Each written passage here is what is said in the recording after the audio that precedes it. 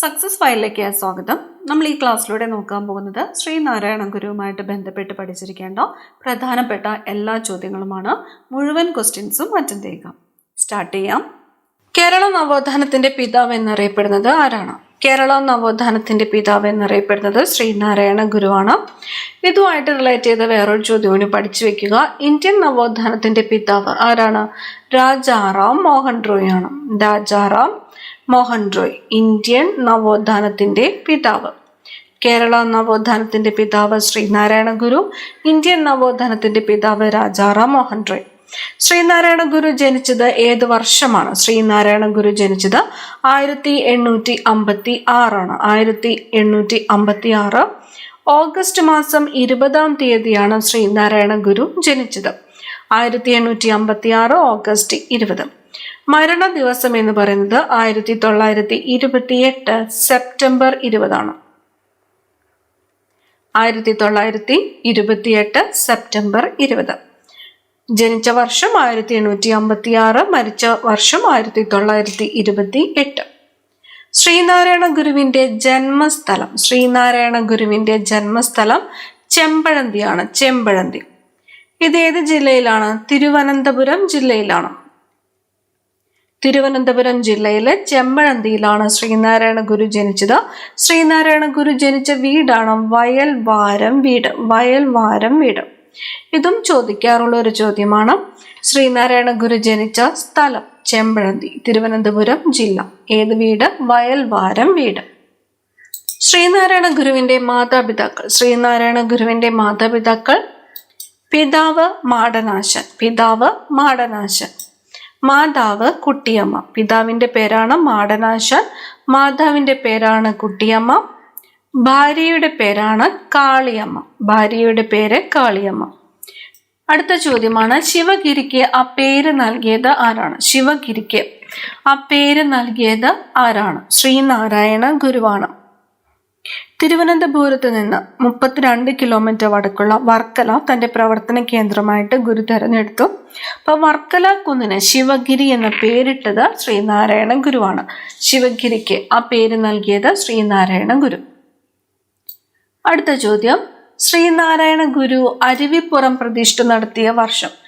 സ്ഥിരം ചോദ്യമാണ്. ശ്രീനാരായണ ഗുരു അരുവിപ്പുറം പ്രതിഷ്ഠ നടത്തിയ വർഷം 1888 1888 ശ്രീനാരായണ ഗുരു അരുവിപ്പുറം പ്രതിഷ്ഠ നടത്തിയത്.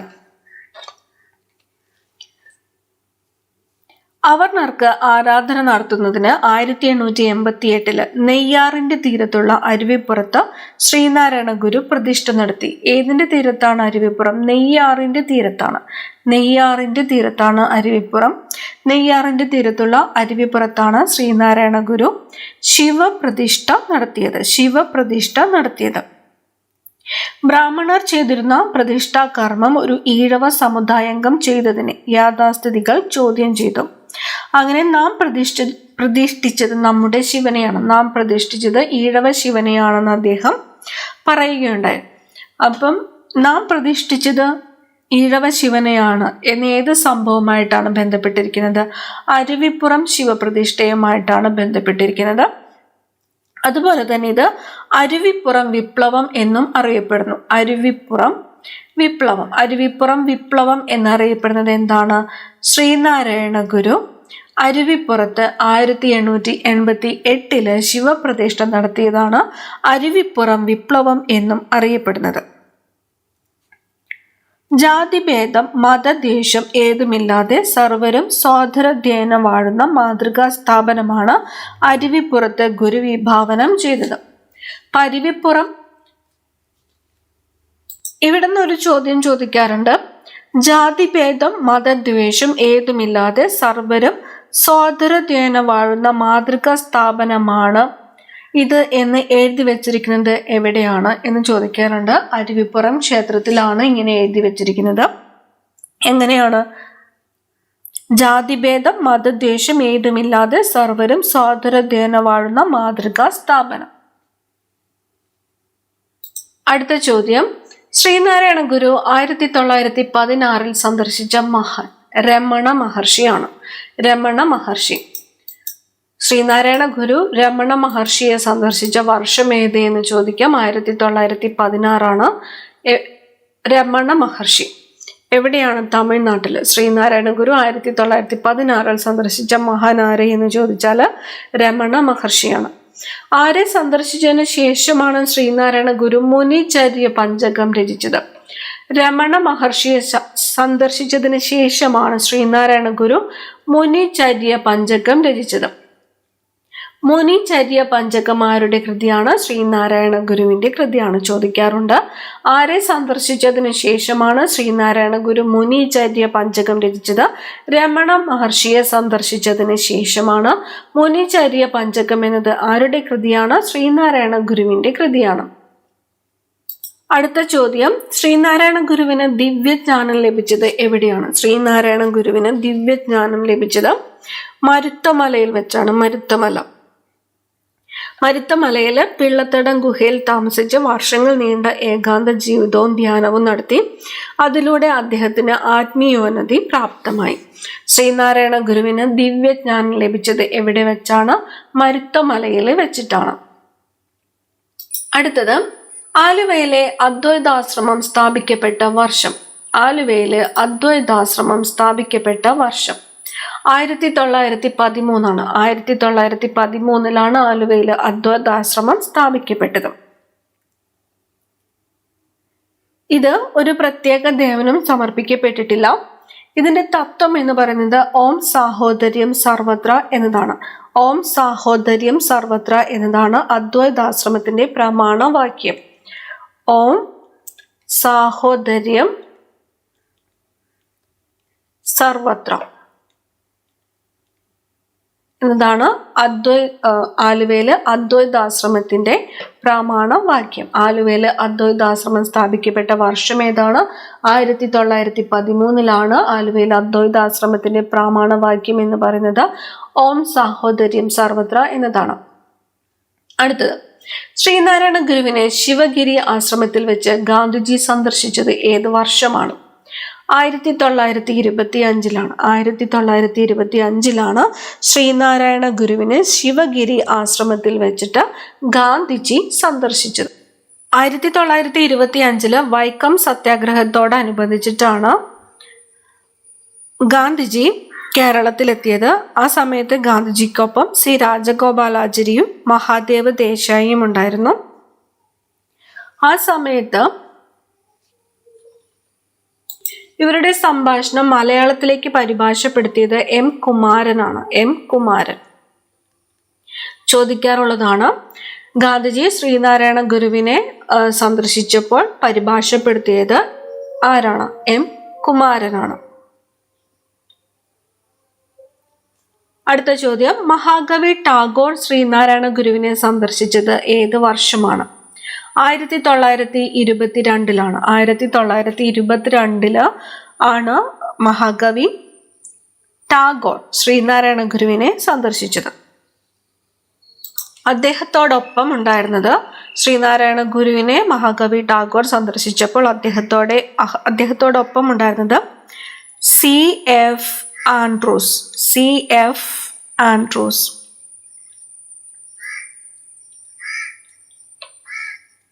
അദ്ദേഹമാണ് ദീനബന്ധു മിത്ര എന്ന് അറിയപ്പെടുന്നത്. ദീനബന്ധു മിത്ര.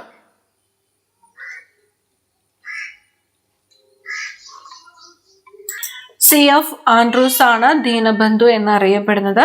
അദ്ദേഹമാണ് ടാഗോർ ശ്രീനാരായണ ഗുരുവിനെ സന്ദർശിച്ചപ്പോൾ കൂടെ ഉണ്ടായിരുന്നത്. C.F. ആൻഡ്രൂസ് അല്ലെങ്കിൽ ദീനബന്ധു. ടാഗോറും ശ്രീനാരായണ ഗുരുവും നടത്തിയ സംഭാഷണം തർജ്ജമ ചെയ്തത് ആരാണ്? കുമാരനാശാനാണ്. കുമാരനാശാൻ. ടാഗോറും ശ്രീനാരായണ ഗുരുവും തമ്മിൽ നടത്തിയ സംഭാഷണം തർജ്ജമ ചെയ്തത് കുമാരനാശാൻ. ശ്രീനാരായണ ഗുരുവും ഗാന്ധിജിയും തമ്മിൽ നടത്തിയ സംഭാഷണം തർജ്ജമ ചെയ്തത് എം കുമാരനാണ്. ഇത് രണ്ടും മാറിപ്പോവരുത്.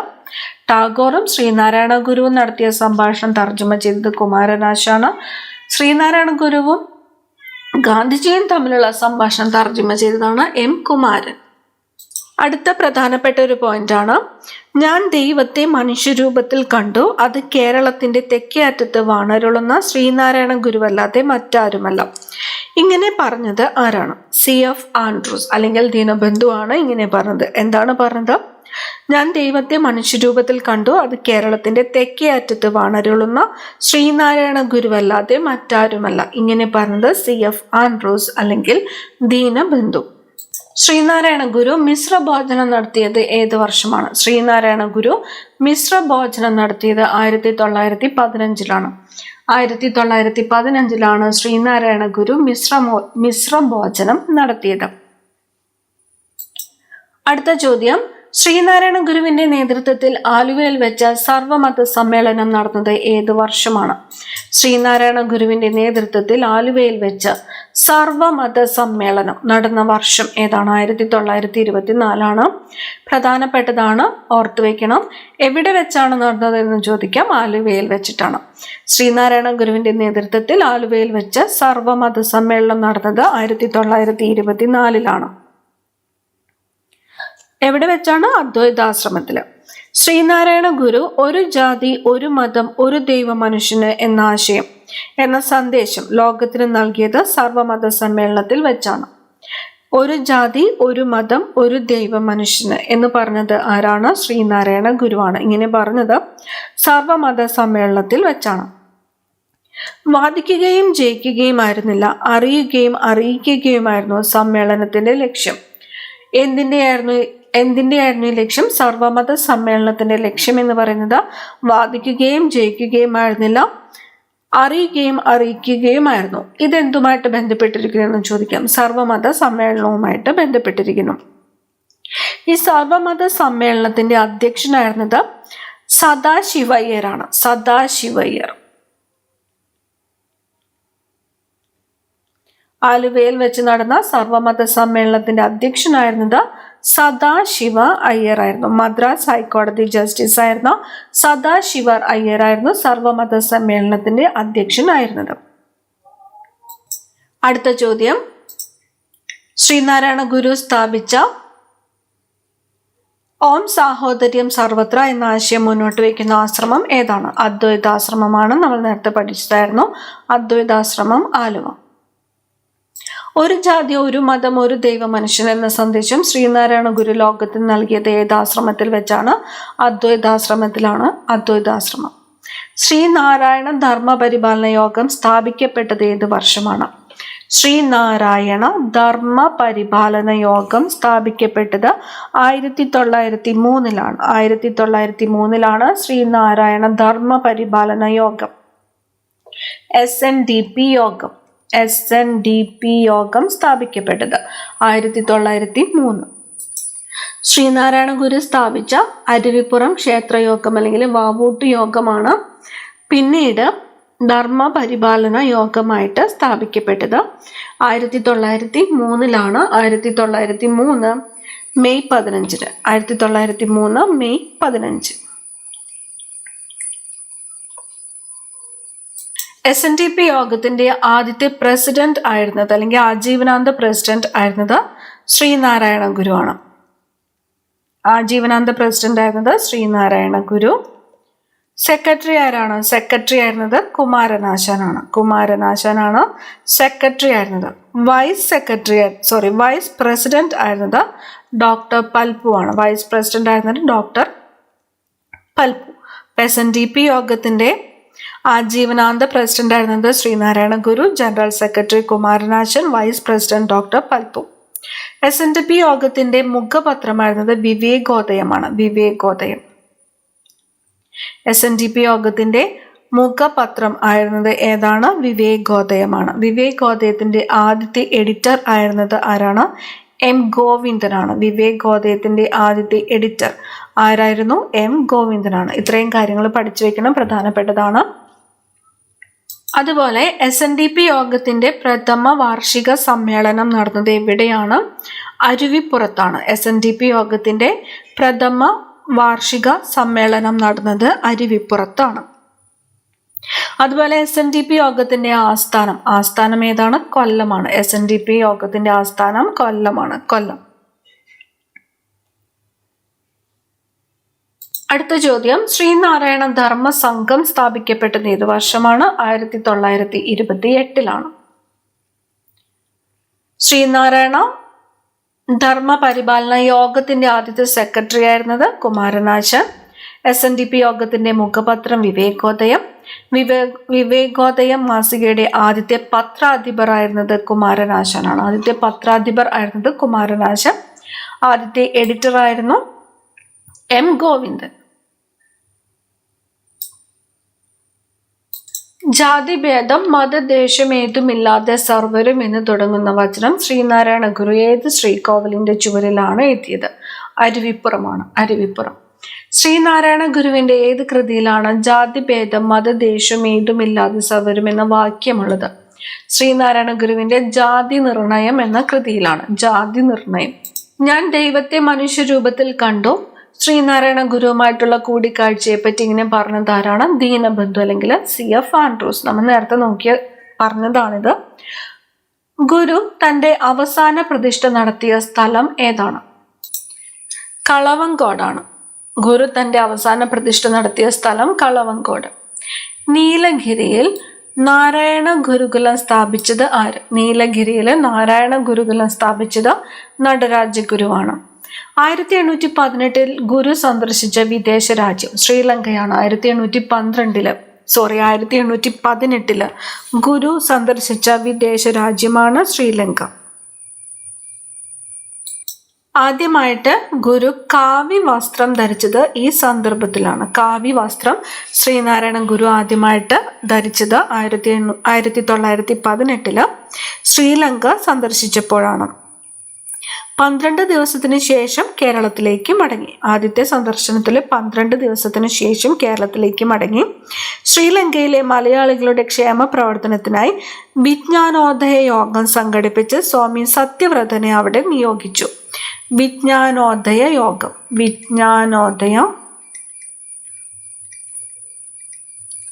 യോഗം സംഘടിപ്പിച്ച് സ്വാമി സത്യവ്രതനെ അവിടെ നിയോഗിച്ചു. 3 വർഷത്തോളം സ്വാമി സത്യവ്രതൻ അവിടെ പ്രവർത്തിച്ചു. 1926 രണ്ടാമത്തേതും ഒടുവിലത്തേതുമായ ശ്രീലങ്ക സന്ദർശിച്ചത്. 1926. അപ്പോൾ ശ്രീനാരായണ ഗുരു എത്ര പ്രാവശ്യം ശ്രീലങ്ക സന്ദർശിച്ചിട്ടുണ്ട്? 2 പ്രാവശ്യമാണ് ശ്രീലങ്ക സന്ദർശിച്ചത്. ആദ്യത്തെ പ്രാവശ്യം 1918 അപ്പോഴാണ് കാവ്യ വസ്ത്രം ആദ്യമായിട്ട് ഉപയോഗിച്ചത്. നാരായണ ഗുരുവിന്റെ രണ്ടാം ശ്രീലങ്ക ദർശനം ഏത് വർഷമായിരുന്നു? 1926 1926. വൈക്കം സത്യാഗ്രഹ കാലത്ത് ഗുരു സത്യാഗ്രഹാശ്രമം സന്ദർശിച്ചത് എന്നാണ്? 1924 സെപ്റ്റംബറിലാണ്. ഉപനിഷത്തുകളുടെ സാരം സംഗ്രഹിച്ച് ഗുരു രചിച്ച കൃതിയാണ് ദർശനമാല. ഉപനിഷത്തുക്കളുടെ സാരം സംഗ്രഹിച്ച് ഗുരു രചിച്ച കൃതിയാണ് ദർശനമാല. ദർശനമാല എന്നത് ആരുടെ കൃതിയാണ്? ശ്രീനാരായണ ഗുരുവിന്റെ കൃതിയാണ് ദർശനമാല. അടുത്ത ഒരു പ്രധാനപ്പെട്ട ചോദ്യമാണ്, ഗുരുവിനെ രണ്ടാം ബുദ്ധൻ എന്ന് വിശേഷിപ്പിച്ചത് ആരാണ്? ജി ശങ്കരക്കുറുപ്പാണ്. രണ്ടാം ബുദ്ധൻ എന്നറിയപ്പെട്ടത് ആരാണ്? ശ്രീനാരായണ ഗുരുവാണ്. രണ്ടാം ബുദ്ധൻ എന്ന് വിശേഷിപ്പിച്ചത് ആരാണ്? ജി ശങ്കരക്കുറുപ്പാണ്. ജി ശങ്കരക്കുറുപ്പ് പ്രധാനപ്പെട്ട ചോദ്യമാണ്. 1904 SNDPയുടെ ആദ്യ വാർഷിക സമ്മേളനം നടന്നത് എവിടെയാണ്? അരുവിപ്പുറത്താണ്. 1904 SNDPയുടെ ആദ്യത്തെ വാർഷിക സമ്മേളനം നടന്നത് എവിടെയാണ്? അരുവിപ്പുറത്താണ്. ശിവഗിരി തീർത്ഥാടനത്തിന് പോകുന്നവർക്ക് മഞ്ഞ വസ്ത്രം നിർദ്ദേശിച്ചത് ആരാണ്? ശ്രീനാരായണ ഗുരുവാണ്. ശിവഗിരി തീർത്ഥാടനത്തിന് പോകുന്നവർക്ക് മഞ്ഞ വസ്ത്രം നിർദ്ദേശിച്ചത് ശ്രീനാരായണ ഗുരു. ശ്രീനാരായണ ഗുരു ആരെയാണ് 1925 പിൻഗാമിയായിട്ട് നിർദ്ദേശിച്ചത്? ബോധാനന്ദ സ്വാമികളെയാണ്. പ്രധാനപ്പെട്ടതാണ്. ശ്രീനാരായണ ഗുരു ആരെയാണ് 1925 തന്റെ പിൻഗാമിയായിട്ട് നിയോഗിച്ചത്? ബോധാനന്ദ സ്വാമികളെയാണ്. സ്റ്റാമ്പിൽ ചിത്രം അച്ചടിക്കപ്പെട്ട ആദ്യത്തെ മലയാളി ആര് എന്ന് ചോദിച്ചാൽ ശ്രീനാരായണ ഗുരുവാണ്. സ്റ്റാമ്പിൽ ചിത്രം അച്ചടിക്കപ്പെട്ട ആദ്യത്തെ മലയാളി ആരാണ്? ശ്രീനാരായണ ഗുരു. ശ്രീനാരായണ ഗുരുവിന്റെ പ്രതിമ ആദ്യമായിട്ട് സ്ഥാപിച്ച സ്ഥലം ഏതാണ്? തലശ്ശേരിയിലാണ്. തലശ്ശേരിയിലാണ് ശ്രീനാരായണ ഗുരുവിന്റെ പ്രതിമ ആദ്യമായിട്ട് സ്ഥാപിച്ചത്. ജാതി നിർണയം രചിച്ചത്, ജാതി നിർണയം എന്ന കൃതി രചിച്ചത് ആരാണ്? ശ്രീനാരായണ ഗുരുവാണ് ജാതി നിർണയം എന്ന കൃതി രചിച്ചത്. ശ്രീനാരായണ ഗുരുവിന്റെ ആത്മോപദേശ ശതകം ഇംഗ്ലീഷിലേക്ക് പരിഭാഷപ്പെടുത്തിയത്. ആത്മോപദേശ ശതകം ആരുടെ കൃതിയാണ്? ശ്രീനാരായണ ഗുരുവിന്റെ കൃതിയാണ്. അത് ഇംഗ്ലീഷിലേക്ക് പരിഭാഷപ്പെടുത്തിയത് ആരാണ്? നടരാജ ഗുരുവാണ്. ശ്രീനാരായണ ഗുരുവിന്റെ ആദ്യത്തെ സന്യാസി ശിഷ്യനാരായിരുന്നു?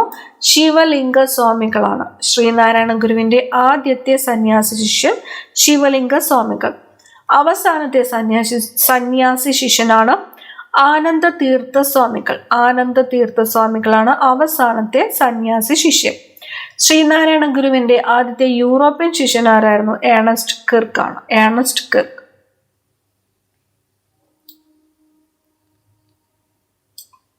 ശ്രീനാരായണ ഗുരു ഒടുവിൽ പങ്കെടുത്ത SNDP യോഗം വാർഷികാഘോഷം നടന്ന സ്ഥലം പള്ളുരുത്തിയാണ്. ശ്രീനാരായണ ഗുരുവിന്റെ ജീവിതം ആസ്പദമാക്കി ഗുരു എന്ന നോവൽ രചിച്ചത് കെ സുരേന്ദ്രൻ. ശ്രീനാരായണ ഗുരുവിന്റെ ജീവിതം ആസ്പദമാക്കിയിട്ട് ഗുരു എന്ന നോവൽ രചിച്ചത് ആരാണ്? കെ സുരേന്ദ്രനാണ്. ഇന്ത്യയുടെ തപാൽ സ്റ്റാമ്പിലും നാണയത്തിലും ഇടം പിടിച്ച ആദ്യത്തെ കേരളീയനാണ് ശ്രീനാരായണ ഗുരു. ഇന്ത്യയുടെ തപാൽ സ്റ്റാമ്പിലും നാണയത്തിലും ഇടം പിടിച്ച ആദ്യത്തെ കേരളീയനാണ് ശ്രീനാരായണ ഗുരു. ശ്രീനാരായണ ഗുരുവിന്റെ സ്മാരക സ്റ്റാമ്പ് പുറത്തിറക്കിയത് 1967 ഭാരത സർക്കാർ ശ്രീനാരായണ ഗുരു സ്മാരക സ്റ്റാമ്പ് പുറത്തിറക്കിയത് 1967. ശ്രീനാരായണ ഗുരുവിന്റെ ഓർമ്മയ്ക്കായിട്ട് 2006 100 രൂപയുടെയും 5 രൂപയുടെയും നാണയങ്ങൾ ഇന്ത്യ ഗവൺമെന്റ് പുറത്തിറക്കി. 2006 100 രൂപയുടെയും 5 രൂപയുടെയും നാണയങ്ങൾ ഇന്ത്യ ഗവൺമെന്റ് പുറത്തിറക്കി.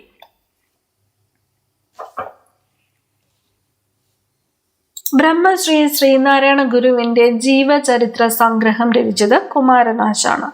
ജീവചരിത്ര സംഗ്രഹം രചിച്ചതാരാണ്? കുമാരനാശാനാണ്. ഏത് ഭാഷയിലാണ് ശ്രീനാരായണ ഗുരു ആത്മോപദേശ ശതകം രചിച്ചത്? ആത്മോപദേശ ശതകം രചിച്ചത് മലയാള ഭാഷയിലാണ്. മലയാളം. ആത്മോപദേശ ശതകം രചിച്ചത് മലയാള ഭാഷയിലാണ്. മറ്റു മലയാളത്തിലുള്ള കൃതികളാണ് ശിവശതകം, കുണ്ടലിനി പാട്ട്, വൈരാഗ്യ ദശകം, മുനിചര്യ പഞ്ചകം, ദൈവദശകം, കാളിനാടകം എന്നിവ. ശിവശതകം, കുണ്ടലിനി പാട്ട്, വൈരാഗ്യ ദശകം, മുനിചര്യ പഞ്ചകം, ദൈവദശകം, കാളിനാടകം എന്നിവ. ഗാന്ധിജി ശ്രീനാരായണ ഗുരുവിനെ സന്ദർശിച്ച വർഷം 1925. തപാൽ സ്റ്റാമ്പിൽ പ്രത്യക്ഷപ്പെട്ട ആദ്യ മലയാളി ആര് എന്ന് ചോദിച്ചാൽ ശ്രീനാരായണ ഗുരുവാണ്. ശ്രീനാരായണ ഗുരുവിന്റെ ദർശനങ്ങളും ആശയങ്ങളും പാശ്ചാത്യ ലോകത്ത് പ്രചരിപ്പിച്ചത് നടരാജ ഗുരുവാണ്. ശ്രീനാരായണ ഗുരുവിന്റെ ദർശനങ്ങളും ആശയങ്ങളും പാശ്ചാത്യ ലോകത്ത് പ്രചരിപ്പിച്ചത് ആര് എന്ന് ചോദിച്ചാൽ നടരാജ ഗുരുവാണ്. അടുത്ത ചോദ്യം, ശ്രീനാരായണ ഗുരു ഒടുവിൽ സ്ഥാപിച്ച ക്ഷേത്രം ഏതാണ്? ഒടുവിൽ സ്ഥാപിച്ച ക്ഷേത്രം കളവൻകോട് ക്ഷേത്രമാണ്. കളവൻകോട് ക്ഷേത്രം. അരുവിപ്പുറം വിപ്ലവം എന്നറിയപ്പെട്ടത് എന്താണ്? ശ്രീനാരായണ ഗുരുവിന്റെ ശിവലിംഗ പ്രതിഷ്ഠയാണ് അരുവിപ്പുറം വിപ്ലവം എന്ന് അറിയപ്പെട്ടത്. ഏത് നദിയുടെ തീരത്താണ് ശ്രീനാരായണ ഗുരു അരുവിപ്പുറം ശിവപ്രതിഷ്ഠ നടത്തിയത്? നെയ്യാറാണ്. നെയ്യാർ. ആരുടെ ആദ്യ കൃതിയാണ് ഗജേന്ദ്ര മോക്ഷം വഞ്ചിപ്പാട്ട്? ശ്രീനാരായണ ഗുരു. ശ്രീനാരായണ ഗുരുവിന്റെ ആദ്യത്തെ കൃതി ഏത് എന്ന് ചോദിക്കാറുണ്ട്. ഏതാണ്? ഗജേന്ദ്ര മോക്ഷം വഞ്ചിപ്പാട്ടാണ്. വഞ്ചിപ്പാട്ടാണ് ശ്രീനാരായണ ഗുരുവിന്റെ ആദ്യത്തെ കൃതി. ഗജേന്ദ്ര മോക്ഷം വഞ്ചിപ്പാട്ട്. 1924 ശ്രീനാരായണ ഗുരു സർവമത സമ്മേളനം വിളിച്ചു ചേർത്തത് എവിടെയാണ്? ആലുവയിലാണ്.